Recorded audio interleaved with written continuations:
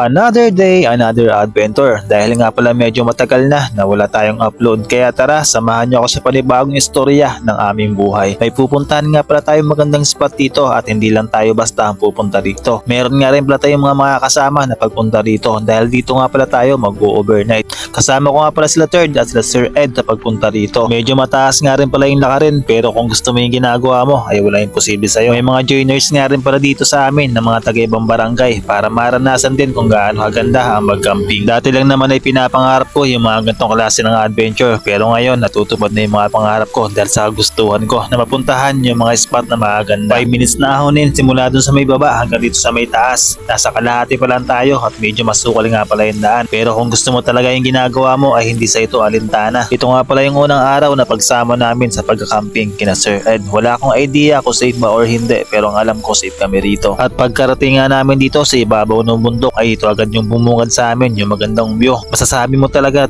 sulit yung pag-ahon dito. At pagsapit nga ng gabi, ito nga pala yung sistema namin. Kanya-kanya nga pala kami diskarte kung paano makakapagluto. Dahil medyo malakas nga pala ang hangin dito ay natagalan kami sa pagpapapoy ng kalan. Ito nga pala yung setup namin dito sa kabila. Si Third nga pala muna yung pinagluto ko dahil sabi ko sa kanya ay magbibideo muna ako. Ang una nga pala niya niluto ay yung kanin para mamaya ang susunod naman niya ay yung hotdog. Yan nga lang pala yung uulamin namin dahil sa kantong klaseng pagkakamping ay hindi mo naman kailangan magdala ng sobrang daming pagkain. At kinabukasan nga pala pagising namin ito nga pala yung sistema. Wala nga pala kami naabutan na araw dahil meron nga pala paparating na bagyo kaya medyo makulimlim yung panahon. Kaya ang ginawa na lang namin nag-almusal, nagkwentuhan bago bumaba ng bukid. Grabe, ito nga pala yung pinakamagandang spot na napuntahan ko dito sa aming lugar. Meron nga rin pala tayong mga nakasama na mga bago at ang pinakamasaya nga pala dito ay nagkaroon tayo ng mga bagong kaibigan. Pakikibagay, pakikisama, yan yung pinakamahalaga sa lahat sa bawat lakad na pupuntahan natin. Bago ang lahat, salamat nga pala sa panonood. Hanggang sa muli, salamat!